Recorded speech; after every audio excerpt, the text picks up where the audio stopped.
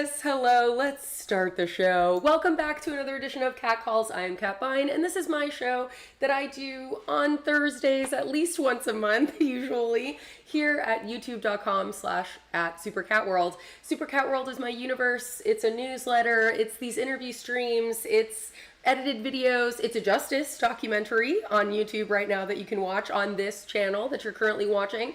And whether you're watching this live with us today, me and John Marco are here for sure, or you're watching this later, I am so glad that you've made it, but I am especially excited to welcome today's guest. Today's guest is a longtime friend of mine in the music world and a fellow South Floridian who grew up right here in Broward County, where this stream is coming at you from. Everyone, please give a very warm welcome to the very talented Nick León, everybody. Oh, and my applause isn't working. There it is. Yes, he really deserves, he deserves all the praise, ladies and gentlemen. I first met Nick about 10 years ago or so when I was working on a piece about his then debut album Profecia, released on Alpha Pup Records, and he quickly became a fixture of the Miami nightlife scene. He stood out from the crowd with his introverted, thoughtful, emotive productions, which lean into this ambient IDM space, except for that it's got poppy hooks and it's got these catchy Latin influenced rhythms and a dark midnight character that runs throughout his whole catalog from this past decade. His music is haunting, it's lush, and it's caught the ears of some very serious tastemakers these last few years especially. Resident Advisor has more than once named one of his songs Best Song of the Year, including last year when they named his collaboration with Erika de Casier, said that fucking wrong probably, Erika de Casier, Bikini is the name of the track. Resident Advisor named Bikini their favorite track of 2024. That tune now appears as the final track on his recently released album, A Tropical Entropy, which is out now on TraTraTrax, a label out of Colombia that he's real close with. And the whole album is gorgeous. I'm really looking forward to picking his brain about it, as well as how all this newfound spotlight feels as Nick travels the world and brings this new school Miami sound to festivals and clubs from Europe to South America and beyond. While I get him on the line, we're going to listen to that song Bikini that he collaborated on with Erika, that Resident Advisor named their favorite of last year. And when we come back, I'll have Nick León on the line. So get your questions ready, because this is my show as much as it is your show. And you're the star, really. I'm just running the Streamlabs behind the scenes, and, you know, the guest is here for color, but it's about you. So please participate. Please have a good time. Enough of my blabbering. This is Bikini. Enjoy.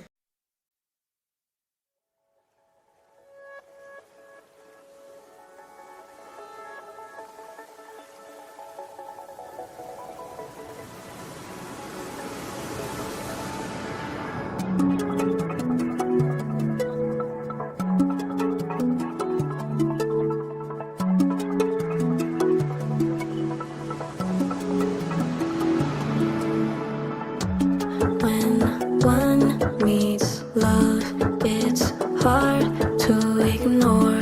I'll be swimming to the shore to see you.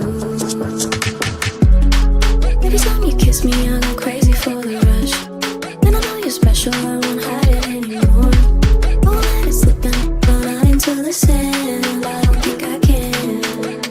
Coming through my door, I'll show you what this love is for. Chance we'll never lose this from shore to shore. Meet me at the beach, it's me in the bikini, the one I always wear. Find me daydreaming, looking out there, trying to find a meaning. I'm blowing in my hair, just breathing in the air.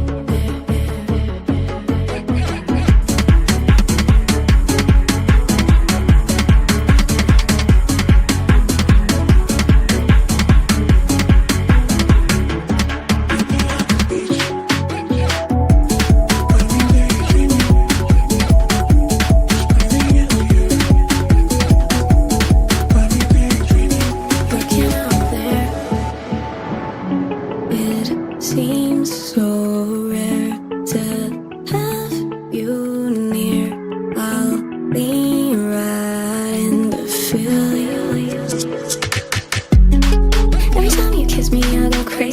my touch.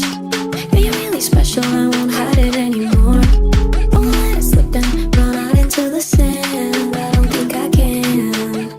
Coming through my door, I'll show you what this love is for.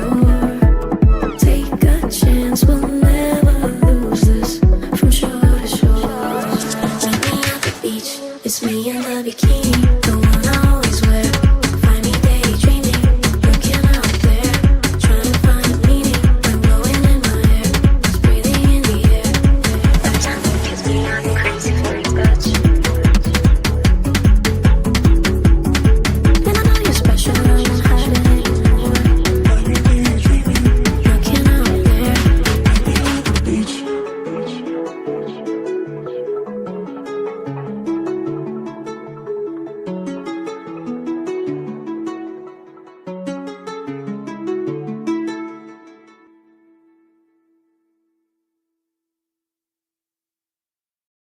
Beautiful. Yes. Sorry it took me a second. No, this is so great. Thank you so much. Nick León, everybody. Yay.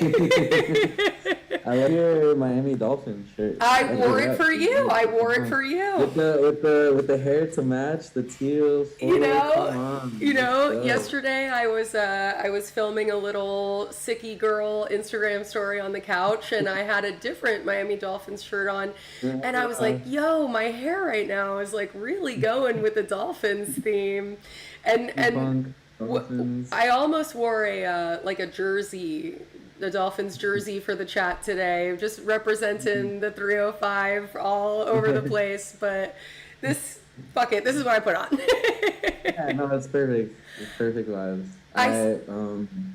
Yeah, no. I was just honestly like really random, but I was thinking about the teal of the Miami Dolphins and how much I love it. And whenever I see it somewhere else, I'm just like, oh yes, this is a good color. I've definitely adopted the Miami Dolphins teal into my Super Cat World color palette, and I'm sure it's because I grew up all around this shit the entire time. Yeah. You know, I feel like I didn't appreciate it, honestly, before. I was just like, this is kind of like jarring, but now it's a beautiful color. I feel you. A couple things I'll touch on there. First, fun fact not everyone knows about me. I was a junior Miami Dolphins cheerleader when I was a kid in elementary school. Yeah, and so I actually like performed at the halftime shows and like danced to Gloria Estefan when I was in like 4th grade. That's sick. That's crazy. I didn't know that. I mean, honestly, I don't go around not because I'm like ashamed. It's one of the coolest things I've ever done, probably. But it's like, you know, now you know a secret fun fact about me. But to your other point there, you know, I didn't appreciate just how beautiful South Florida is and how special. Not like I always knew it was beautiful. I knew it was special, whatever. Like, but you grow up in it, you don't fully understand. And all the traveling that I did around the world during those years where I was nomading or whatever, it really hit me like, holy crap, South Florida is like truly a tropical paradise and is a place that's special. And you're shaking your head. I can imagine you've. I would say the same. It's quite unique. And traveling and having the opportunity to travel more has only like solidified that in my brain, you know? Yeah. I feel like for me, I was born in California. Right, Oakland. Yeah. Yeah, but I moved here when I was like 2, so I never really remembered it, but I totally romanticized it as a kid. Like, oh man, if I grew up in California, my life would be so whatever.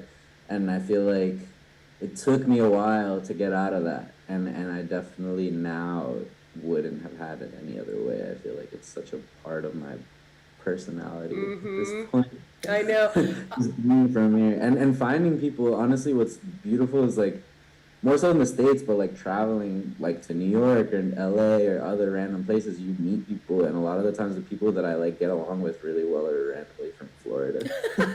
And you find out later on, or like it's like, oh, you too? Like, what the hell? There's like I don't know. There's something about I mean, we can talk about this all day, but like there is something to say about like growing up here, where you're kind of just like in this bubble outside of the rest of the world. And then once you do have, like, if you're, you know, lucky enough to have the opportunity to travel outside of it, you're like, oh wow, this is different. Like there's a whole world out here, but also wow, like this where I just came from is also like its own thing, you know, and it really includes people in a special way, I feel like. Yeah.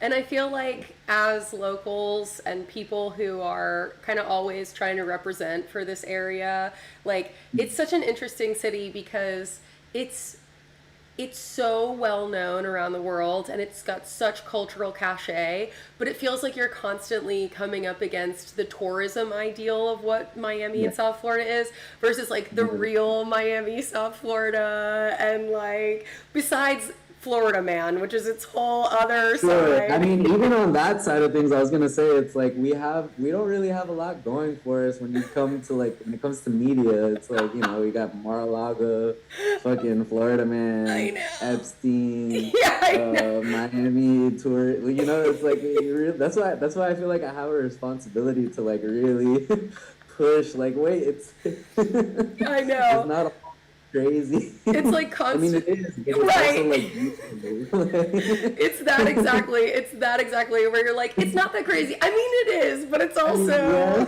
but like, there's beauty in the chaos. Like, if you know where to look. Mm-hmm.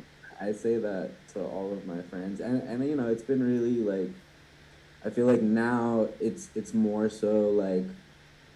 You know, wearing it on my back or something when I'm traveling, but. Pre-COVID or even like when we were hanging out more and I was doing parties and stuff, like inviting people from outside to come and being like, no, wait, let me show you around and let me show you like what I appreciate about this place. And I would say 9 times out of 10 people would see it and just be like, oh my God, wow, like I didn't know. Mm-hmm. Because they always have this like very specific perspective of like whatever, MTV Cribs. I mean, there's just so much media about Miami that's not real, or like maybe real, but just like this world that I don't know anything about personally, right. Or like none of us really do. That's just kind of like Dubai or something, Las Vegas. Right. Yes. Yeah. Very Vegas adjacent. Yeah. So I feel like. Not to interrupt, but shout out John Marco in the chat. He's like, if anything, Florida Man demonstrates our individualism, which I was going to say, like, we do have this, like, right to just be yourself, whoever yourself is in Florida, which I do think is something that's really great about Florida. And not everyone is Florida Man. Yes, of course. And granted, it's not like I love everybody here either. You know, I have my bone to pick with many a Floridian, but... You know, that's not to say, you know, it's where it's like talking about family or something. Like yes, yes, it's very, you know, I can talk shit, you can't talk shit, yeah. Exactly. I'm curious, what are the places that if you've got someone coming in from out of town that you want to, you know, not just impress, but like really give them a better taste of what Miami's about? What are the places that you take them? What's your tour? Mean, the first one is definitely like a cliche, but I just love taking people to the beach. Of like course. A proper beach, you know, North Beach. I lived there for a couple of years, and I feel like North Miami Beach is just it's like a haven. I don't know, like there's always like, it's just more families and like less condos, so you can actually feel the proper beach, and you take somebody there and they can just like chill and have a moment to like really breathe it in. Yeah. Which I feel like, you know, I love South Beach for its own reasons, but I feel like the beach proper there is like, it's like a different vibe. It's more, you know, rent a cabana and get wasted or like this kind of thing. Yeah. And I think North Beach is just definitely more like a, hey, do you want a second to like actually like ground yourself in the beauty and magic of the fucking ocean over here. I would say that. I would say, I mean, the corner is kind of still my staple, you know. These days, it's definitely changed, but I still feel like it's just like a vortex. Like you can really, in the way of like showing somebody, hey, yeah, we can chill here and have a good time. Also, if you want to see some crazy shit. Yeah, I always Just, say when I introduce someone to the corner, I say, this is where all good nights go to die. yeah. And if anyone watching doesn't understand, the corner is a bar on the corner of 2nd and Miami. Is that where it is? 11th and North Miami. 11th, hello. 11 is right Yeah. there. It's across the Yeah, street yeah. from 11. It's next to Club Space. It's like the crossroads. Mm-hmm. It's just like yeah, vortex is the best way I can Yeah, put it. open because till forever, it is- 5 a.m. They'll serve you cheap champagne and sandwiches, and you You could might see some cigarette. jazz music. Yeah, maybe some Sometimes other there's things. jazz. Yes, like when you're absolutely spent on every other part of the night and but you can't go home, that's where you go. Yes. And yeah, I had a birthday there a couple of years ago. It is still one of my favorite places. It's great. I'll say that, yeah, we could do it like starting east, the middle being the corner, and then maybe like the Everglades to end it on something wholesome still, because yeah, there's so much beauty in the Everglades, and so many people ask me about it too, just like, what is that boat thing? It's like airboat ride, or like, yeah, can I see some gators or something? Yes. A I've never got to quintessential go. stop for anyone visiting. You got to do the airboat rides. Everglades Holiday Park is where I usually take folks for the airboat rides. Absolutely. Yeah, yeah. Yeah. And yeah, I don't know. It's funny because I moved back here. I tried living in London last year. And Oh, I wow. just I didn't moved realize that. back. Yeah, yeah. It was fun. I loved it. But I moved back here May, June of this year, and I feel like I've been just like getting reacquainted with living here and just like seeing because it changes so rapidly. So fast. So fast. I saw you mention that in an interview I was reading, prepping for our chat today, because, I know you, but I still got to do my research. You feel me? Of course, But I was like, I had the same, when I left Miami in 2017 and I went on my Let's journey around the world and work from a laptop moment, I came back for like Art Basel that year. And I went out somewhere and I got shit-faced, of course. And then I was like, I'm just going to walk back to where I'm staying in Edgewater because I used to live there just recently. And I know where I am. Holy shit, I didn't know where I was. And granted, I was drunk. But yeah, I was just like, how could I have totally lost sense of place in such a short amount of time? But it is a constantly evolving landscape now. 100%. No, I mean, even talking about the corner of that street, like 11th Street, it's like Space is the only thing that I recognize, Club Space, and then in between it's now these like behemoths of like giant, super tall condos getting constructed, and I like know. I can only imagine what it's gonna be like in a year or 2 or 3. It's just like it's so fast. I mean, I had this. I mean, I guess from that interview, like I had this sensation totally of like when I was touring and still living here, coming back every like couple of months and being like, wait, what? Like how is this different already? Like this is so like they're really moving fast over here. I know, it's fucking crazy. It's fucking crazy. Yeah. But welcome back. Welcome back. Thank You'll experience this. I keep experiencing this too, in my right? life. Yes, thank you. Thank you. So I was just gonna say, every time you think you're gonna leave Florida, it's like, get the fuck back over here. You're not going anywhere. You had your fun, but come on home.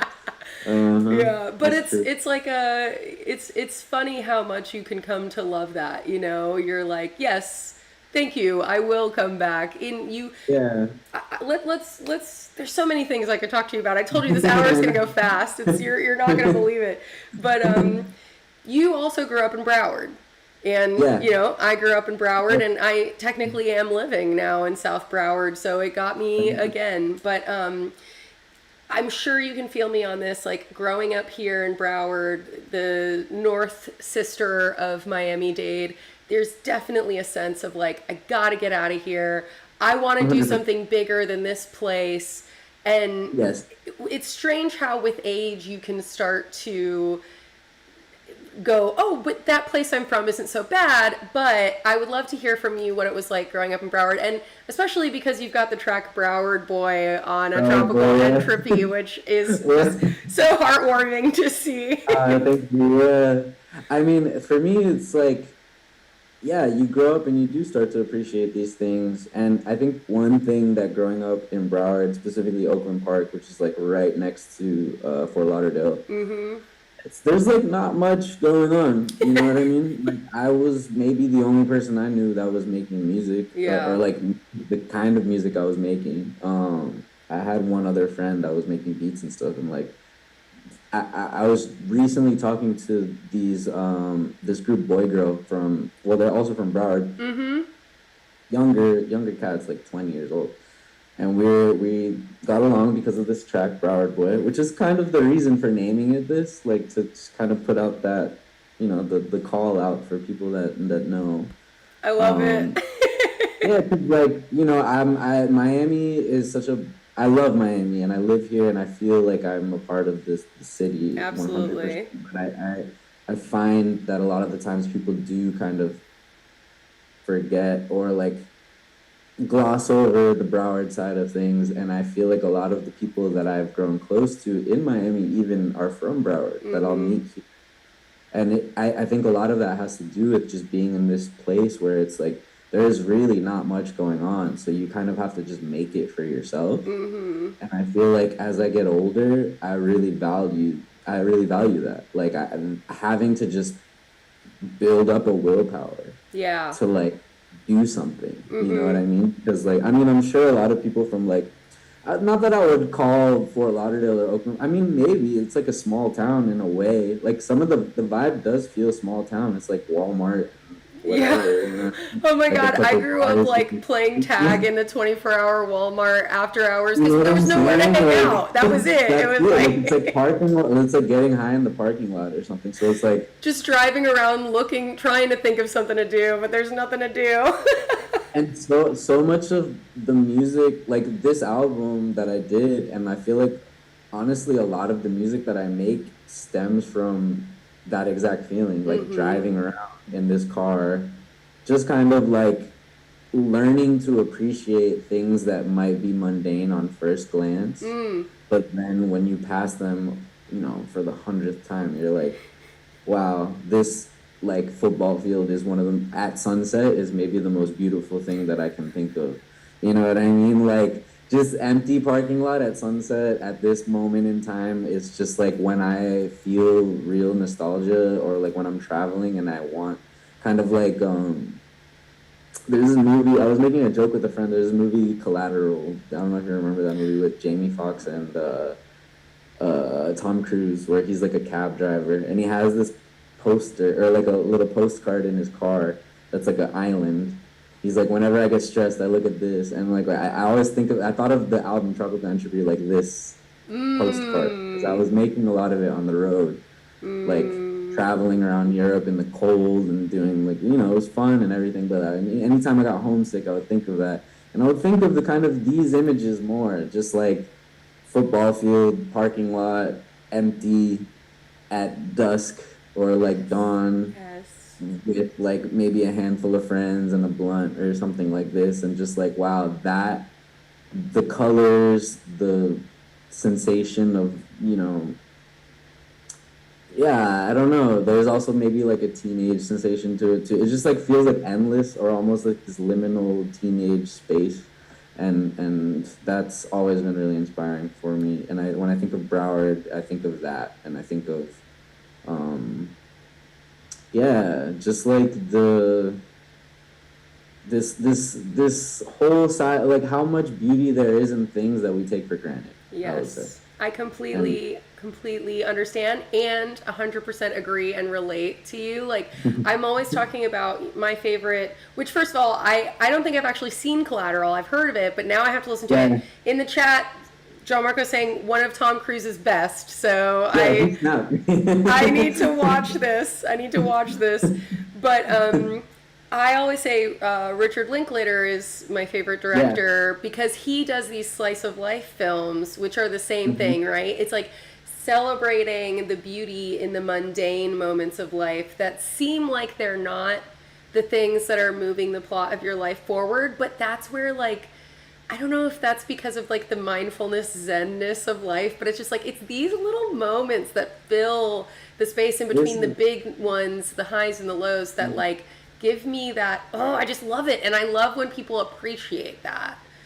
Yeah, 100%. I mean, like, this is when I'm, like, really just, like, yearning for something to comfort like, from that era or whatever. It is always kind of just these, like, really random moments of, like, sitting in the car specifically, because I've been driving since I was 15 years old, and, like, I feel like that's just, like, a part of my like practice that I'll never be able to separate from my work. Is just like, interesting. The car part, and obviously cars are problematic for many reasons. But growing up in Florida, you can't get around it. Maybe I took the bus a couple times, but you know what I mean. Like this is just what we got to do. Exactly, and especially in the days driving from Fort Lauderdale to Miami, I know you know that drive as well. 100%.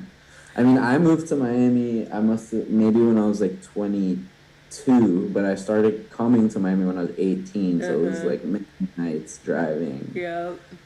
95 South.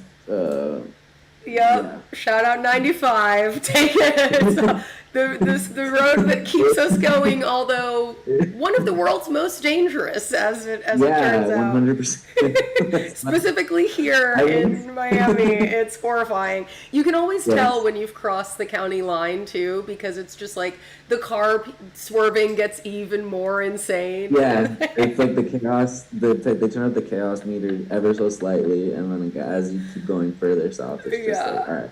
Yeah. It's a free-for-all at this point. Whatever, let's go. Let's talk about when you moved to Miami. So you were already. So I first chatted with you. My first thought was I did a bio for you, and I may have, but I also interviewed you for the Miami New Times when the Profecia album came out. And so now my brain is like, did I do both? Did I just do either way we talked? The thing that I remember with you is there was a Red Bull thing. Yes, that too. As well. That too. It was like, I remember I loved it because you mentioned Aphex Twin, and I was like, oh, somebody gets it. Thank you. It warms my heart. I'm always praying that the artist will be like, they got it, so that's good to hear. That's so wild, Profecia. That's like, at this point, literally 10 years ago. I know. I was thinking about it. I was like, God damn. That's why it's only about time that I finally get you on Cat Calls, because we've been talking to each other all these years. But it's interesting to bring up that album because, you already brought up your love of the Everglades, and I know on that album you were using a lot of samples that you yourself recorded, field recordings, including in the Everglades and maybe even just your backyard in Fort Lauderdale. Yeah, well, in that era, I had just moved. I moved out of the house that I grew up in, and I moved to this there's an interesting area in Oakland Park that's basically like a nature preserve. Yes. And they haven't been able to like skirt that, or like, they haven't been able to pass like get rid of it. But they found a way to like build apartments inside of it. Okay. So I lived in an apartment inside of kind of this crazy nature preserve, which was amazing. I would go outside, it would be like National Geographic. I remember going outside and seeing like a hawk just scoop up a squirrel first thing in the morning. I'm like, yeah. That's another thing I love about South Florida. It literally feels like living in Dino Land. It's like between the giant iguanas, which are technically invasive, and I know we're not actually supposed to have these giant iguanas, but they do look fucking cool. I can't lie. And all the birds of prey that you'll just see. I mean, it really is a breathtaking landscape, but cool 100%. That you got to draw inspiration from that and also capture some of that. Yeah, that album I was making in this new apartment, and I was just kind of spending. I mean, I am addicted to walking, so like I just walk around, and at that time I realized how much I had just gotten this like Tascam field recorder, and so I was just going around trying to figure out what I wanted to record, and Yeah, no, that was interesting. I feel like I'm just now appreciating that album for what it Mm. is because I think definitely, I mean, I'm sure a lot of artists relate to that, but like I was kind of trying to pretend that it never happened for a while. Yeah. And but it's come up a few times recently and I was like, you know what? Like I did have a vision and it was like I can feel or like see things or seeds of things that I still carry now. Yes. And for Yes. that, I respect it and it's valid. And Yeah, I completely understand feeling like, oh no, don't look at my baby pictures. I didn't know what I was yeah. doing.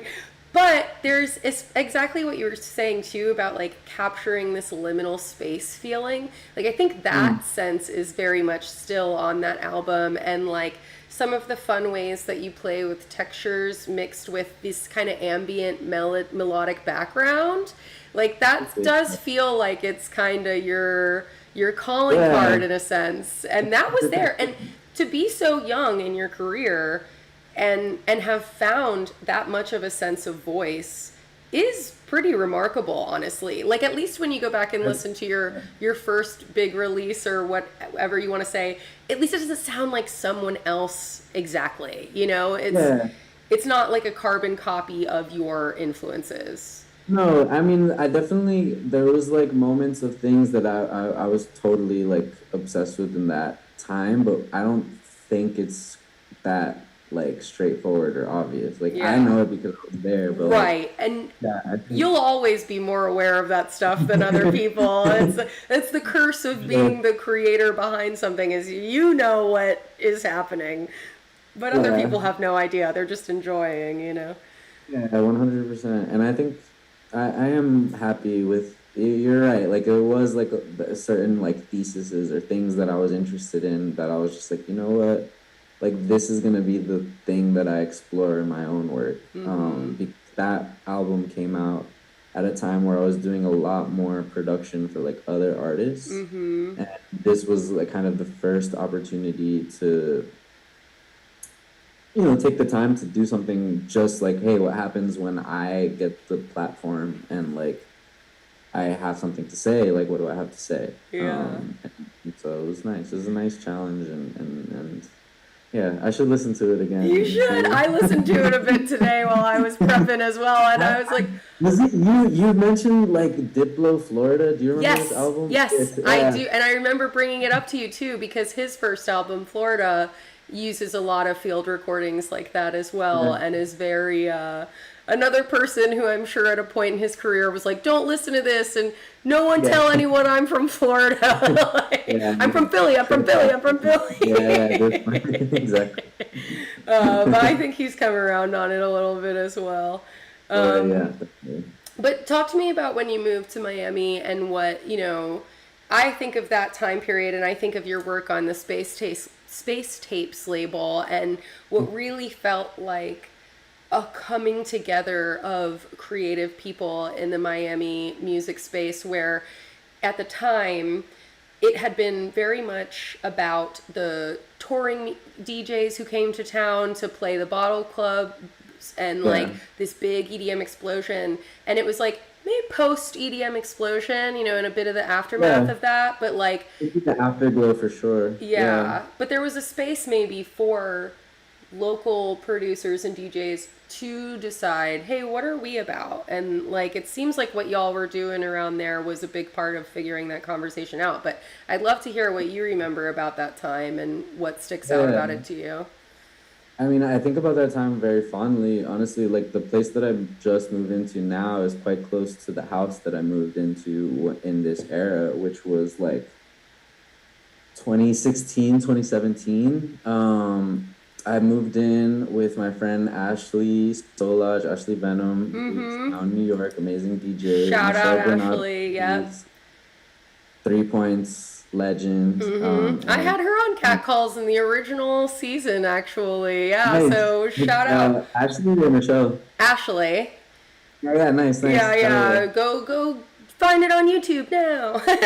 Yeah, But Michelle, yeah, yeah, maybe I should have Michelle on the show sometime yeah, too. bro. I mean, she's been around even longer than me, and Yeah. saw kind of from the 3 Point side. Mm-hmm. Um, I moved to Miami. I would say my intro to Miami, just to kind of like paint the picture, Right. was I was coming down because of Ashley. Actually, she was the first person to ever book me, and we became really close. And in this era, it was interesting because there were a few venues that all sadly don't exist anymore, but the vibe was pretty open format in the sense of like the first few places that I was playing in Miami were very much like a collection of like, this is an art gallery slash Yes. music studio slash like event space, and the people that were coming were from all walks of life. You know what I mean? It was very much like oh, the art people are hanging out with the rappers, hanging out with like the cool kids here, and at that era, I would say, as far as rap and hip hop goes, like that was like Florida was on top. Like that was kind of, I would say, almost on top. Like in that era, was very much bubbling around. So I was working with these artists like Denzel Curry, Rob Banks. Shout out. Yeah, shout out to them, and they were kind of doing their thing. And I remember showing Denzel's manager some of like my own personal work, because at that time it was very much like I wasn't showing many people that stuff. I was kind of just like, hey, I'm a producer, I'm gonna make beats for this person, and that's that. And then I do my weird thing on the side, and don't worry about that. Like, Don't look at the man behind the curtain. don't look over there. I remember showing him like some pretty. I mean, like it's. I don't know. I would still consider it quite abstract. So like I was showing him this, and he's like, "This is sick," and I was like, "Oh, you think so?" And so like I leaned into it a bit more, and I remember at that time also meeting David Sinopoli, shout out, you know, and he was managing Bardot, which was another club that sadly doesn't exist A anymore. wonderful place, full of cocaine and good music. Yeah, literally. Born and died in cocaine. But like, yeah, it was like, I don't know, it felt like something was bubbling. And even though I was quite new to the scene, I think in my like mania or just like the novelty of it all, I was like, no, there's so much sick stuff going on right here. Yeah. Like, we shouldn't leave. Like, we need to like band together and like figure this out. Yeah. Because there's too much good stuff. Because for a long time, the message to artists in Miami was you have to leave to make it. And then maybe you can come back, but there was not the feeling of an ecosystem for artists to grow inside of. At all. And I feel like what was so cool about moving here and like to, to give credit to everybody involved, like Ashley and Michelle, like basically I really wanted to move to Miami, and this opportunity came up where we found a house and we were all like, should we just live together? And everybody agreed, and I was like, hey, look, if we're gonna live together, you need to know that like all of this is gonna be involved. And I'm gonna be making noise, and like there's a laundry room in the back, like that's the studio, and they're like, no, we need this, like we want this.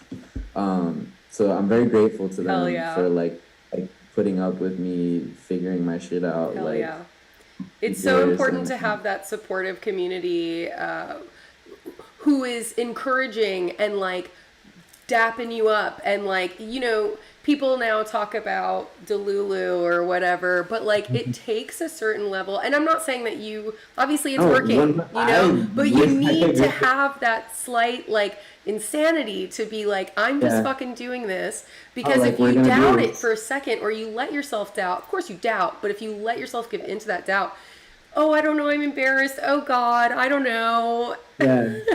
You have to go we were kind of just hyping each other up in this moment, and I feel like at the same time as moving into this house, like I built this studio, and it was kind of one of the first times I was able to, I'd always invited friends over at my mom's house or something, but like this was the first time that I was really like, just like, hey, you want to come over and jam? Come. And like that was kind of the foundation of Space Tapes, because originally Space Tapes, there's a fly in here, so I'm trying to get out of it. But the foundation of Space Tapes was like, David Sinopoli had started this label, and then 3 Points kind of really took off. And he was like, he couldn't really manage it. And I remember having a talk with him one day, being like, hey, I have this idea, like I really want to like start some kind of collective or label in Miami, because I feel like we need a filtration system for the outside world to be like, hey, this is where you can look to see all the cool shit that we have going on.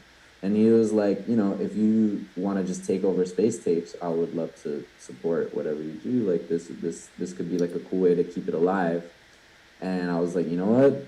I suck with names. Let's just do that. And like this feels right, you know? And we went with it, and like there was this whole crew of people, like Johnny from Space was coming to my house, like Who's on A learning how to make. Tropical Entropy? Yeah, he's on A Tropical Entropy. He's an incredible artist in his own right. And in this house, like what was so beautiful, we called it the Blue House because it was just like this blue house painted um, on 79th Street. And it would just be like, people would come over and not even like, everybody was kind of just doing their, it was just like a nice enough space, big enough space where people could just sit and do whatever they wanted to do and kind of perfect their own vision. And like Johnny would just like sit on the couch behind me while I was making beats and like watch what I was doing and being like, oh, well, I'm making this. Like, what do you think of this? And like, I would, you know, put my input. We had a friend, Savi, who was taking photos. He ended up moving to LA and becoming like a great photographer. And like, Bear, who goes by Xander Ahmad now, who's also on A Tropical Entropy on the intro track. Like, I would pick him up every day and bring him to the house, and like we would just work on music. And that era really felt like there was some kind of energy going on where people were just excited about making music and trying new things and not really thinking about what it all means or like how we're gonna make it work for ourselves. It was much more just like, oh wow, you're doing this, I'm inspired by that, like what do you think of this? And at the same time, what was beautiful about that era in conjunction with like what was happening in this house, like we would throw house parties and stuff sometimes and have people come over, but there was also this space, I don't know if you remember, 229 Yes. Warehouse, Yes. which was 10 minutes down the street. Nice. Which was artist owned. And they would have, you know, art gallery space stuff, but also crazy raves, and like Victor, Tara, all the people involved, Get Face, who would just kind of like make this space to, yeah, I don't know, like in that era I was DJing for sure, but like it was with a very specific context of like having to, you know, not get too crazy, so they booked me again. And also, so they booked me again, and like, you know, the patrons of the bar or whatever don't freak out and they're still buying their liquor. So it's like 229 provided a space where you could just get freaky and nobody cared. Yeah. And I feel like we, as the, you know, if there is, because I consider it different generations, but like my generation of the Miami scene, I would say myself, like Coffin Tex, IMDT, Johnny, Celsius, all those people, we all like, we owe so much to 229 because that was where I learned who I am as a DJ. You know what I mean? Like I had no boundaries, and thankful to Victor, like real champion, Victor Preciota, aka Viscrit, like real champion of the underground of Miami. Like I feel like that was where I was able to learn how, just what I want to say behind the decks or whatever. Yeah. You know what I mean?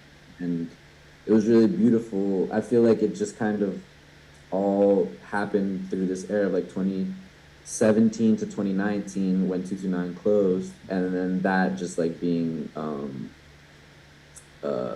don't know what the word in English is, but like right after being COVID, you know, that was kind of like the beginning of like this era in a certain way, because like then it became more in a weird way. I would say COVID actually like magnified what was going on in Miami because so many people started putting out music. Yeah. And because it was online on Bandcamp and stuff, they started to see, oh, what's going on over here, and that was when it became kind of more of a like a recognized outside of the city. Right. But I would say the process of building all of that and like making these things definitely happened in that era of like 2017, 2019. Yeah.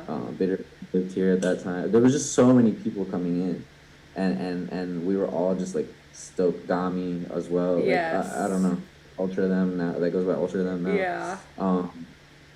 Yeah, I mean, I feel like if you chat with anybody that was around then, they all have fond memories of 229. Absolutely. And it just reiterates how important it is for artists to have a space like that, that is, you know, DIY enough that it allows for you to be so experimental with what you're doing and just be so forcefully yourself and like not have that corporate breathing down your neck feeling of like, well, this is a such and such party, so play house music, please. Yeah. Okay, sorry. Getting kicked off the decks because you're not playing the right fucking tech house remix of whatever the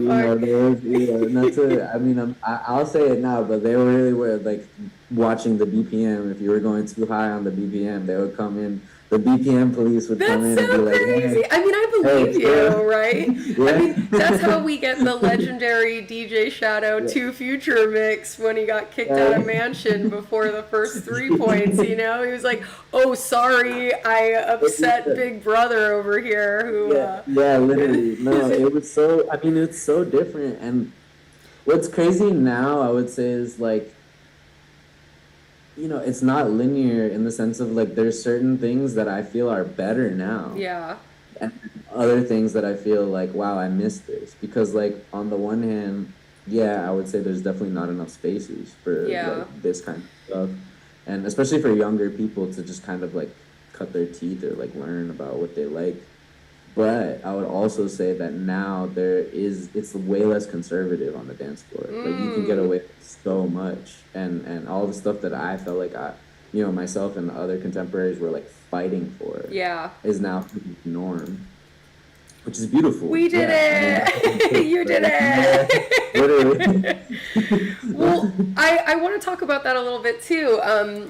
So it was 2022, I believe, when the ecstasis. Am I saying ecstasis? Ecstasis? Ecstasies? Oh, hello. Where's my brain? Like, I've been in this scene long enough to fucking know. Okay.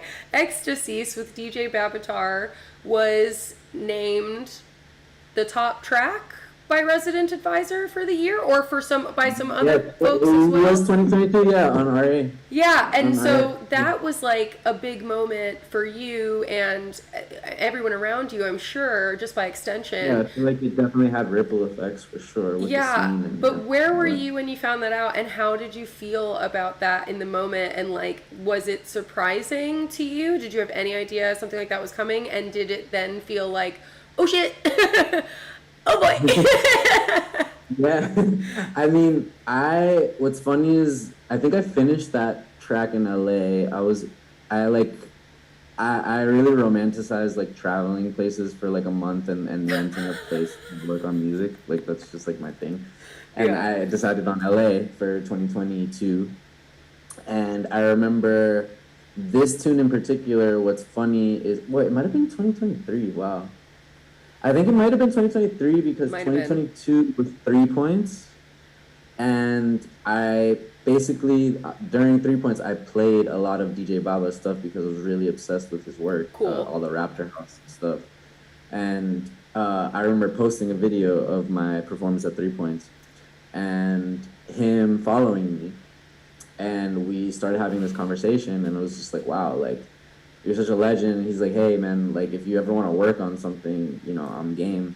Amazing. Love that. And with that type of stuff, people are nice. So sometimes I'm just like, oh, cool. Like, I don't believe you, but also, like, I appreciate you telling me that. You know what I mean? Yeah. But I called him on it. Like, I sent him, a couple months later, I think the beginning of the year, I was living on North Beach, and I was working on music, and I was like, hey, this song, I don't really know what to do with it. Like, what do you think? I sent him 2 songs, basically what became that EP. And he was like, hey, this one, I got ideas. Like, send me the stems, let's go. And I was like, really? Okay, fuck it, let's go. And I sent him it, and he sent it back. It was done.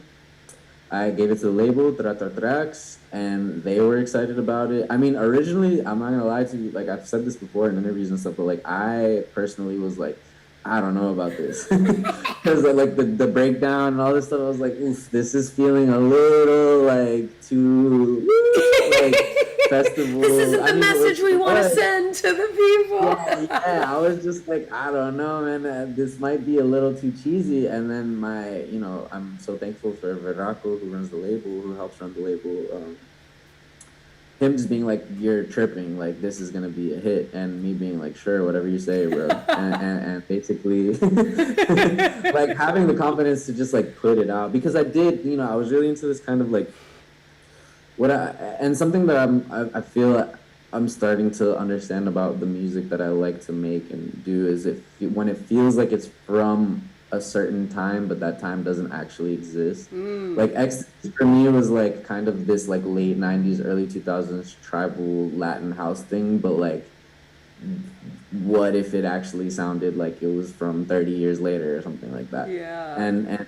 And it was really cool to involve Baba with that, because I feel like we were having this conversation between generations. And so when it did come out, I had no idea how it was going to go. I mean, well, it was this culmination of all these things, just like Bikini as well, like having like friendships and all these things kind of coagulating into like a beautiful art form, because Pearson Sound, who did a remix for Ecstasies, I met him at RBMA. I did the Rebel Music Academy in 2018, and we kept in touch all those years, and he ended up coming to Miami to play a show, and I was driving him around and playing him music. He was curious about music I was working on, so I played him that track, and I asked if he would be down to remix it, and he said yes. And like his version, as well as the original, but like I feel like his version really did push on this like European festival crowd. And like that year, it was so crazy to see just like Deck Mantle. It became a joke at that point where it was like, how many times is this song going to get played at this festival? I love that though. How great for that to be your song. I mean, there's always that song in a year, where you just know every DJ's gonna fucking drop it. But like, fuck yeah, Nick. Fuck yeah, Nick. That's your song. Really beautiful. And thinking about it now, I'm just like, damn, it's crazy to think about. And yeah, all the people involved. It is cool because it was just such this like group of people involved, and we're all kind of sharing the spoils. Yeah. Let's say. Yeah. Like, Baba's doing so much now. The label TraTraTrax is like doing great. Pearson Sound is a legend. Obviously, just like all of this stuff, I feel like it really just rippled in this way that was really beautiful. And I could not have anticipated that at all. Like, I don't think I was thinking about that. I made that song in my kitchen. You know what I mean? Like I'm not. I wasn't thinking about that side. This of one's it. gonna be the song of Deck Mental 2020. That's awesome though. But it's like you put in all this work beforehand of like having that space in Miami to figure shit out, and then bringing yourself out into the world. And I don't know, I love that these people also like gathered around it. It's so cool to hear the story of how DJ Baba like got with you because you were playing his tracks. Like it seems very kismet in a way, but it's like also because you're daring to put yourself out there in a sense, you know what I mean? Like you're I will say I've never been afraid to be a fan. You know what I mean? I feel like I've met a lot of people, and I respect everybody's kind of like moving with it, but I've met a lot of people who are kind of like, I'm not a fan. You know what I mean? Like I don't want to be perceived as a fan, and I'm just like doing my thing. But I love music at the end of the day, and I'm gonna give people their flowers because like this shit is crazy. Like if you do something and you do something that's like monumental in that way. Which for me, Baba, like I thought I was coming in late to the party. I had found out through other people and like Arca and this documentary, and I was like, wow, there's this whole genre of Venezuelan dance music that's like the best shit I've ever heard. Like, why aren't more people playing this, especially in Miami? And then it's like you just like, my favorite thing I would say about just like everything that's happened and being an artist is being able to talk to other artists. And like see, there's like a camaraderie there that I feel like is really undervalued sometimes by people who just want to be like their own kind of thing. It's like, nah, we're all doing this kind of for the same reason. So like, especially if you and that era too, and I would say still, but like more so in that era, like the importance of kind of emphasizing the stuff that was going on in Latin America, like that that felt really crucial at that point. And now it feels like it's gotten way more accepted, and you hear a lot more of that music there, but in Europe and in here and everything like that. But yeah, I don't know. I felt like we were on a similar mission, and that became, that's why it's like so gratifying at the end of the day. Yeah, it's slightly bigger than yourself as well, right? Yeah, that part exactly. Yeah, because I feel like I get scared when it becomes too much about me. I feel you, but I also feel you on always being a fan first. I think if you're going to Yeah. be a career artist as well, like someone who really dedicates themselves to their art, if you lose touch with your just fan first love of it, it could also become much more taxing much more quickly, and maybe even like lose your sense of self a little bit because you just 100%. could, I don't know, maybe get caught up with other things, or like you got to remember that it's because you love it and because it's fun at the end of the day too. Like, I mean, shout out the very lofty artists as well. There's many different Yeah, I shades, mean, like I you get it. said, You but know, like if there's people who are just like, I have all the ideas and I'm just gonna see them through, and that's fine. But like, really, I find music even more so these days. Like, there's so much good stuff, and yeah. there's so many like, I just really admire other people's perspective on it, and it helps me solidify my own. And like, when you find, I've met a lot of really good friends through this, Yeah. outside of the music side. Like, the music is what binds us, but outside of that, you really, I feel like you can find people's personalities through their work, and yeah, I don't know. There's a larger mission at hand, I feel like, with a Yeah. lot of that. Well, you've got a lot of great collabs on the album A Tropical Entropy as well. Let's go ahead and talk about that album. And I think you started working on the music that is on this album around this time when Ecstasy was taken off and you started touring much more due to the success of that and other things. Shout out being on Motomami. Yeah. Rosalia, New album co-producer coming over soon. here. Like, okay. Yes, shout out to Rosalia for sure, for sure. Yeah, I feel like it was a bit crazy, just kind of getting thrown into it, like I had toured a bit in the States, but I'd never done like a proper Euro tour. And I think the way that I went about doing it was very much like just say yes to everything because you don't know what's gonna happen. Very much a person that just like throws myself into stuff to like, putting your hand on the stove to make sure it's hot kind of thing. And so I I was know just my like, mom said I shouldn't do this, but like, why, three though? months, 3 months of gigs, why not? Like, what's the worst that could happen kind of thing. And I just did that, and then I remember I came home for like a month, and then like the agent that I used to have was like, all right, well, we're gonna do like January, February, March, and I was like, okay. And then January came around, and I was like, I don't know if I could do this. And yeah, that became kind of its own saga of stuff, just kind of learning how to navigate being like a touring DJ.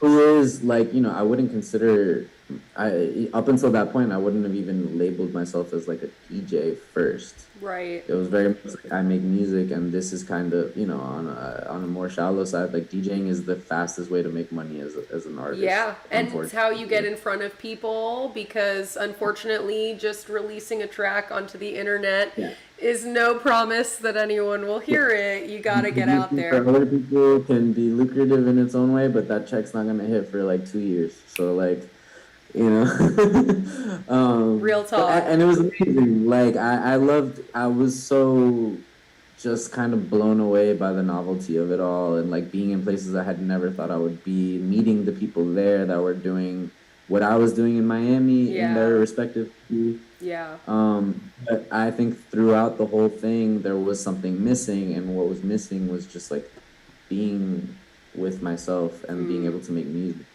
and like kind of process all of these experiences that are Right. going on. And I feel like I would just, any moment I would get that was free, I would just plug in and really just try to bang out whatever I could. And that became kind of almost like adversarial. Like I would also almost start to like hate DJing or just like have beef with DJing because it was getting in the way of me making music.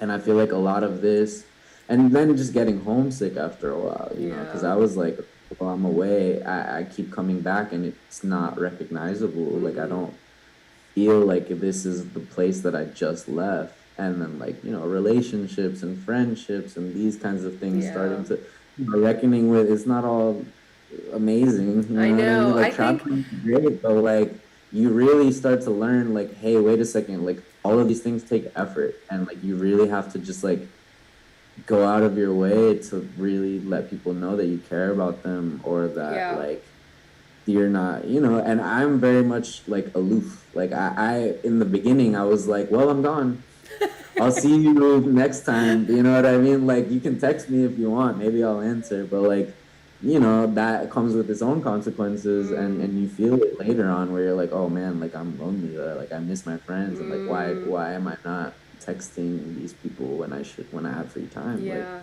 Well, but it's also hard because you only have so much energy at any given moment, and traveling can take so much out of you. And then, like, not that I'm excusing your bad behavior, Nick, but I know for myself, I get very, like, I just, like, can't even look at my phone right now because to do the work of reaching out to people that I love dearly is, like, another fucking, I'm just tired. You get to a point where you're tired, and so it becomes harder as well. So I'm just giving you that little excuse as well. I mean, it's both, you know, and I guess what I was trying to say is it's like a learning experience because it's like a new experience. So you're just like, oh, like I can't just like depend on, you know, taking them for granted or something. Like it's like, no, this there are consequences. Like, you're being put to the test on this kind of stuff.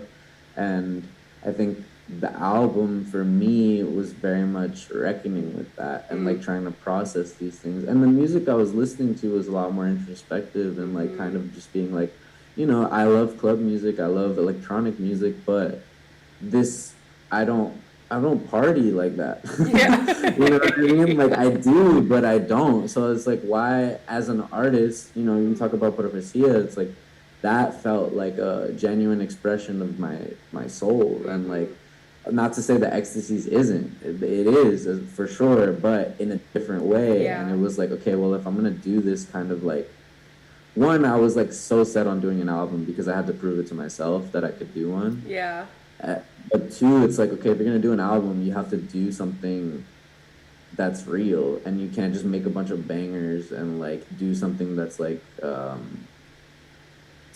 don't remember the phrase, not crowd pleasing, but there's a fan service or something like where it's just like, yeah, like you like this, so I'm gonna make 12 of those and we're gonna make an album. It's just more like, well, I'm going through a lot of shit right now, and this is kind of like my only outlet. So what happens if I actually like attempt, also just kind of, like I said before, like proving it to myself, like, hey, you want to call yourself an artist? Well, why don't you turn your emotions into an art piece? Like, can you actually do that? Or, like I love your like spicy inner bully. Like, oh, you think you're an artist, huh? Oh, best track of the year and resident advisor. Literally. You know, who are you really?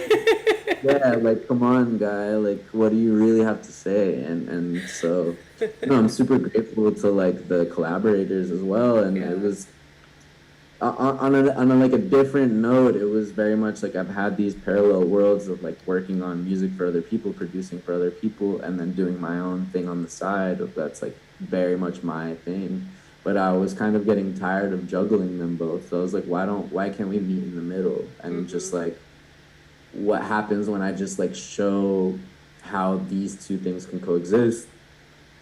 And that would involve, you know, inviting people to do vocal stuff and like doing my own vocals, or like having it be a bit more like continuing with the abstract textures and these kinds of things, but also kind of interfacing a bit more with the pop world, which is something that I've always loved. And so like with Erika, honestly, Bikini was really the way that it made sense to me, because that was there was a lot of ideas floating around, but once that kind of solidified, I was like, this is the album. Like, this is what I want to do. There's like this is something that sounds super familiar, but I've never heard anything else kind of like it specifically. Yeah.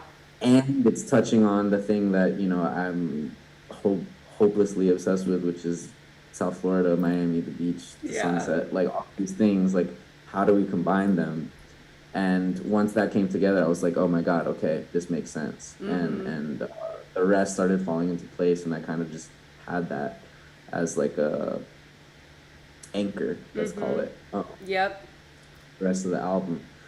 And yeah, after that, it just kind of took time to really, I would just maybe space out more time. I tried to move to London, and I tell people now, I think I'd moved to London to finish the record, because I couldn't do it in my, it's too, you know.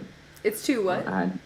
It's too close. Like, I couldn't do it in Miami. Like, I had to go away to, like, daydream about it and, like, yearn. Yeah, like you said, it's that postcard in the mirror. Yeah, exactly. You're drawing it from memory. You're not just sitting outside with... No, 100%. No, that was the concept. It's, like, because it's not real in the sense of, like it was very much memory and like texture and like these things that are ephemeral and not necessarily like, I'm not just like sketching the skyline. That's why the album cover is like that, where it's kind of like, it looks like it, but it's not. It's very much like a dream, and like the way you're remembering it almost to a T, but it's slightly off, but it's still familiar enough for you to know what it is. Kind of thing.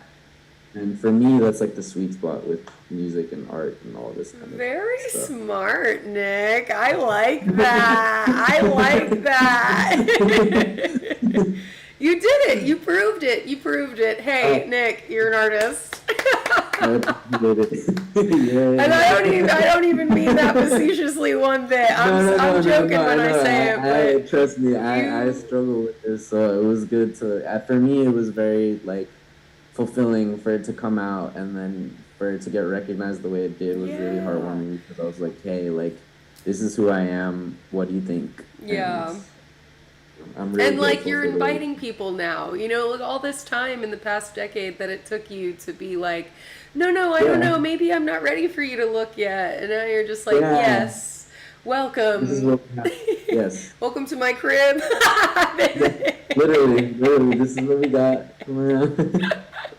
That's awesome. Well, Nick, I told you this was going to happen. It's been about an hour. I told you it was going to go fast. I barely even had to check my notes, honestly. We had such a great conversation. But I want to say, let's you know, I want to put on the map that we're going to finish soon. But real quick, you named the album after a Joan Didion book. And I'm embarrassed to say I haven't read this book. I'm going to add it to my reading list immediately. But can you just tell me a little bit about that and why that was? Because that's such a cool thing to note about this album. Well, it's funny. I you say that because I haven't finished the book. Oh, okay. That's okay. but the best part about it was that all the information that I needed was on the first 5 pages.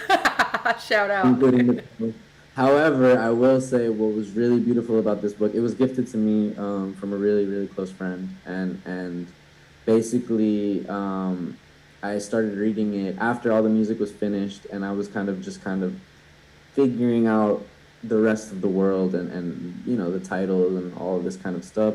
I was with my family in California with my brother and niece and mom. I was reading this book, and what struck me about this book, because I'd also heard of it for a while, and I was kind of embarrassed that I didn't know it. Well, I'm right there with you, and now you're letting everyone know, so that's... it's because I'm not really hip on Joan Didion. Like, I know the name and I know her, but I you know, there's other things that I don't necessarily agree with about her. But like, this book in specifically is like this snapshot of Miami from, I want to say, like early 70s to mid 80s. It covers like the Overtown riots and also a lot of like the kind of cartel stuff that was going on, and the Cuban El Maria boat lift, and like the kind of Cuban takeover of Miami politics from this really kind of like ghost perspective, where she's just kind of like taking it all in. But it was this chaos that I was like, man, we really, like, this city has not changed at all. Yeah. Like, it's gotten certain players have changed, and maybe like it's not necessarily drug now, but it's certainly corrupt, and it's also just it's like this kind of, yeah, chaotic tropical paradise. Yeah. And when she said a tropical entropy, I was like, oh wow, like this is kind of like it. Like this is the thing that it's encapsulating, because it is such like, it's like a really beautiful thing to me, but it does not come without the darkness, and also like the underlying magic chaos thing that happens here, that's this kind of like electrical current that is so hard to put into words. I'm sure you've had this experience before, but like when you try to explain it to people that aren't from here, it's just like well, yeah, Miami, yeah, South Beach, whatever. But like there's something in, like there's ghosts in those neon signs. Like it's like Yeah. Lynching in its own way. Like there is this weird force that's kind of moving through all of this stuff that's beautiful and scary, and like encapsulates all of these other things. And I felt like her phrase of that was such a perfect way to put it. And just like this comforting reminder that this city has always kind of been like this, and that the things that frustrate me about here have always come with the package. Yeah. And so, not stressing so much about changing it, but more so understanding it and like seeing what's good. Not to say that things shouldn't change, because 100% they should. Right. Like we can But it was improve, more, but we can improve, but it was comforting to know that this isn't new. yeah. Yeah. And this is like a part of a larger story. And I mean, the book gets quite political as it goes on, with like really crazy facts about just how things used to be, which I honestly had no idea about. Wow. But like, and you see also living here kind of like the ripples of, like they mentioned like the Suarez family. I'm like, yo, this dude is still the mayor. Like, Yeah. the son of this guy is like, there's Wow. political dynasties, and it's just like, yeah, I mean, I could go on for a while about it, but there is like this kind of larger, like United States picture too, of like politics and like corruption and all of that. But I think what's crazy about Miami is it has this interface with Latin America and these other places where it feels more like its own Totally. thing. I reference this a lot, but I saw an article like maybe even now 10 years ago, but this sociologist did a map of the United States, breaking it into its different cultural regions based on like actual traditions and cultural things that group people together, whatever. Sociology. And there was like 5 distinct cultural regions in the United States, and it was very interesting, and you can kind of imagine what they were. But in this map, South Florida was not included. And in the news article I was reading where they interviewed the sociologist who did the research, they were like, why isn't South Florida in it? And he was like, South Florida is literally Latin America. It is the Caribbean. Yeah. Culturally, it is not part of the United States of America. And I was like, yes, that that living here. Like, you just know it. It's it, and it feels this way. And I think Joan Didion does a really good job of kind of explaining that to people that might not understand it who aren't from. Yeah. And I would say not even that book is totally in that side of it. Cool. Like she paints a really vivid picture of what it was like. That's cool. In that era. That also kind of like helps you understand how it is now. Yeah. So, yeah. And we're chatting on, just a few days after I've still got the sniffles from 3 Points Festival 2025, where you played, we talked about it yesterday, you've played nearly every 3 Points. But I think about, I like going to 3 Points because, first of all, it's a fun festival, but second of all, it's such a family reunion vibe. Like, I just see so many people, and it's cool to see this festival that we remember from its early days in Wynwood, very upstart, figuring itself out as it went, to now this huge production with so many people coming from around the country and the world. And you've grown up alongside it. I've grown up alongside it. It's it's very cool to just see that, and I think it becomes a good moment to reflect and go, wow, look at where we've come, look at how far we've come. But I'd love to hear how that festival feels for you and how the weekend was, and on that reflect. Do you reflect on that when you play 3 points? Totally. I think it's this kind of constant, especially as my life gets more chaotic. There's like this anchor again that's like October, I know where I'm gonna be. Yeah. See these people that I haven't seen maybe in a super long time, and I'm gonna see them, especially on the artist side, like do their best. Like they're gonna show what they've been up to and like express themselves on this platform that they don't always get to have. And the beautiful thing about 3 points, and what I felt especially this year, because in the beginning it was always kind of branded as this festival that there was always more local acts than there were headliners. And I feel like this year you could really feel it with some of the stages. Yeah. Pressure Points, Halo 88 stage, the 3 Points radio stage with like DJ Ray, all these people. There's like, you're doing your thing and you have a crowd and you're able to express yourself in front of all of your peers and friends and new people. Yeah. And I think that's such a special part of it that I don't necessarily get from a lot of other festivals.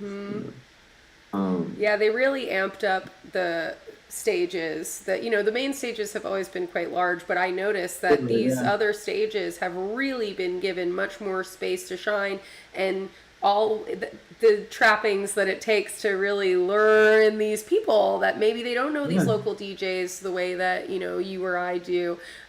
I of course have listened to every act on the 3 Points lineup because I had to write a bio for everybody. Name them all now. Yeah. No, quiz me, ask me anything. Don't quiz me. I don't know if I'll remember. No, to your point though, I really do, like, it's funny, I do think about it, I mean, on a lot of different levels, but like I do think about it as like a family reunion thing, or on this way of like, now I have a moment to reflect on my own work and like my own position in this city. Yeah, I know you get to curate your own stage at this point. Yeah, I mean, the Suero stage we did last year and this year, myself and Karina, like it was amazing. Baba was actually supposed to play this year, but there was some visa issues. Like it just feels, it's very rewarding, and it feels like everybody kind of wins in that way, where you kind of just like have these moments to share together. And I'm certainly like still riding the high a little bit of the weekend, and it's like validating in a lot of other ways, where you're just like, wow, like I played my set and like so many friends were there with me, and also new friends, like new generation. Like there's so much. What I've been really enjoying about living here again and like moving back is getting to know like the 20, 21-year-olds that are doing stuff, and like now I get to learn how to be Onk. I know, right? Learn how to like go into the role that I didn't have. Yeah. You know what I mean? Like I certainly did not have somebody. I had David Sinopoli who would look out for me, but he wasn't telling me what I should do. He was figuring it out as well, also, Also that was like... it was such uncharted territory. Yeah. And I feel like now what's so special about where we're at as a city is there's like so much to pull from. And there's people that, not to say, I'm not trying to tell anybody what to do, but like if you have questions, I'm here. I'm happy to share my experience about it. And I certainly think that people now are lucky because there's like a foundation, where I felt like before it was certainly very much just like, well, we're doing it and we're gonna figure it out together, you know what I mean? Like now it's like, okay, there's something. Yes. It's not perfect, but there's something.